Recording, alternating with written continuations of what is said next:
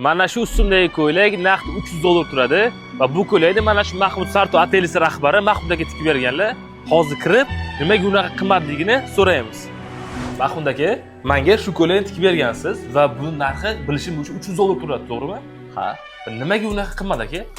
Bilasizmi, men sizga Shveysariya kompaniyasining maxsus katalog taqdim qildim. Ushbu katalogdan aynan siz uchun bitta ko'ylak Shveysariyadan buyurtma asosida keldi. 10 kun mobaynida undan tashqari har bir mijozga individual xizmat ko'rsatiladi butun jamoa bilan. Yoqasini ko'rib turibsiz, ko'tarib turibdi. Ko'pchilik o'ylar ekan, bizni yoqani chetdan olib kelishadi. Yo'q, yoqa mahsulotini, ya'ni furniturani chetdan olib kelamiz. Eng bizning fishka joyimiz bu yoqa hisoblanadi.